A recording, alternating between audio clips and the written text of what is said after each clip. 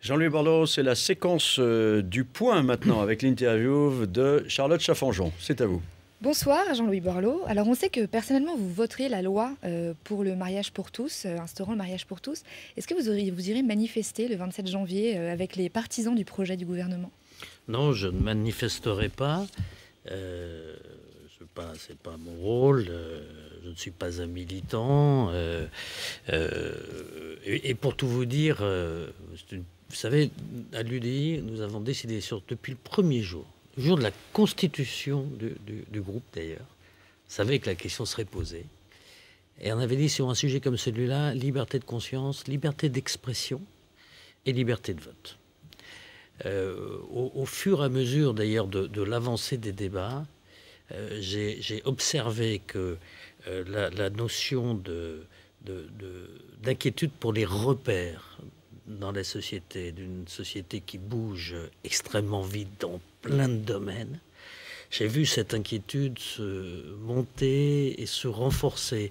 Et de collègues l'UDI qui vraiment sont tous, sauf qualifiés d'homophobes ou de gens rétrogrades, pas du tout, mais qui hésitaient, vous voyez, qui entre la non-discrimination et la perte de repères, j'ai vu même dans nos conversations, dans nos débats, des allers-retours, j'ai vu des changements d'opinion, j'ai vu, parce qu'au fond, c'est ça la grande histoire. Mais vous n'avez pas changé. Non, moi je n'ai pas changé d'avis, mais je respecte tout à fait ceux, et je suis ultra minoritaire. Mais c'est ça, Jean-Louis Borloo. Il y a dans votre parti une opposition qui est majoritaire. 18 députés sur 29 sont contre le projet de loi.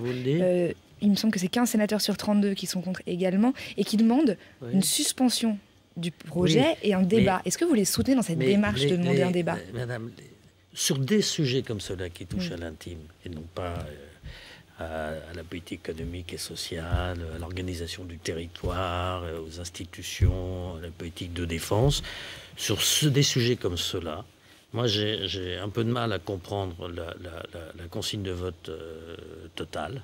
Je pense qu'elle n'a pas de sens. Ça fait d'ailleurs progresser dans les débats entre nous. En ce qui me concerne, à la fin de la journée,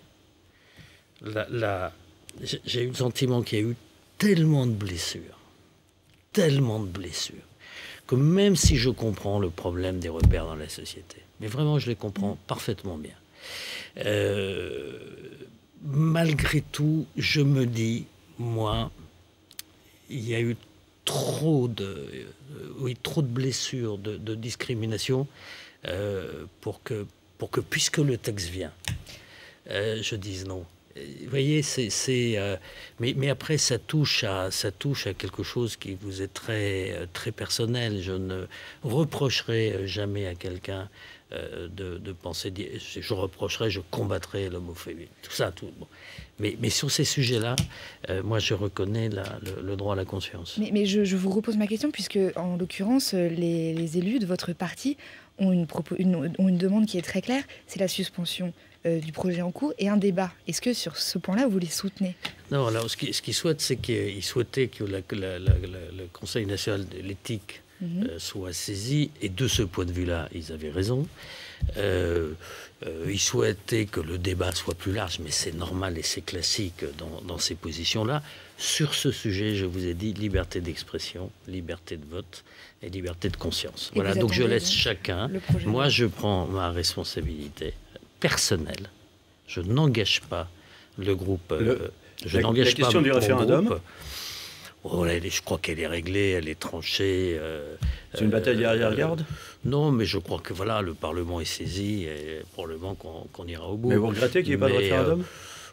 Je pense franchement que ça relève de la responsabilité parlementaire.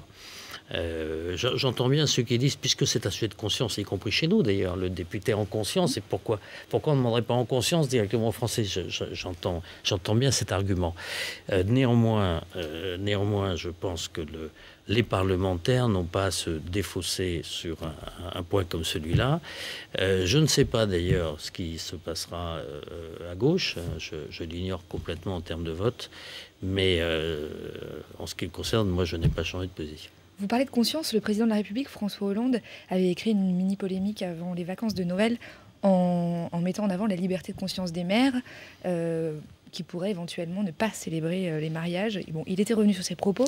Est-ce que vous êtes d'accord sur le fond ? C'est difficile à partir du moment où vous êtes, non pas vous, mais officier d'état civil. Respecter le droit public positif, l'état du droit français, il me paraît assez difficile de pouvoir arguer de cet argument-là. Bon, enfin, dans les collectivités, vous savez, il y a plusieurs élus et les gens s'arrangeront peut-être. Est-ce que, Jean-Louis Borloo, vous êtes pour ou contre la procréation médicale assistée, alors qui ne fera pas partie du projet de loi mariage pour tous, mais qui est renvoyé à une loi à la famille au mois de mars ? En l'état actuel des choses, je suis contre. De même que la gestion pour autrui, en l'état actuel des choses, sur des sujets. Alors c'est toujours pareil, c'est terrible de dire contre. Parce qu'il y a des cas particuliers, il y a des situations humaines. Vous êtes contre pour les couples homosexuels qui se marieront dans le cadre du mariage de manière générale, je veux dire, il y a des risques. En tous les cas, ça mérite d'être étudié de manière beaucoup plus profonde, d'être regardé. Voilà. Mais, vous voulez en rester à la situation présente ? Absolument. Le maire de Paris, Bertrand Delanoë, réclame 100 000 € aux organisateurs de la manifestation contre le mariage pour tous qui s'est tenue à Paris dimanche dernier pour les dégâts causés au Champ de Mars. Est-ce qu'il a raison ? Ah, si, à chaque fois qu'il y avait une manifestation citoyenne, parce que de vous à moi, elle a été absolument digne, correcte. Enfin, tout le monde a reconnu la grande... Enfin, il n'y a rien eu de laid, en tous les cas, sur le principe de cette manifestation. Si à chaque fois qu'il y a une descente, si à chaque fois qu'il y a un débat citoyen dans la rue, il y avait des factures qui étaient envoyées, je pense que ça serait fréquent. Vous y voyez un message politique ? Non, bon, peut-être, j'en sais rien. 3 minutes. François Hollande, alors on va changer de sujet. François Hollande a confirmé cette semaine qu'il présenterait un projet de loi organique instaurant le non-cumul des mandats durant le quinquennat. Est-ce que c'est une bonne chose ? Alors, qu'on avance là, moi je ne suis pas cumulard, la différence de François Hollande jusqu'à ce qu'il soit président de la République.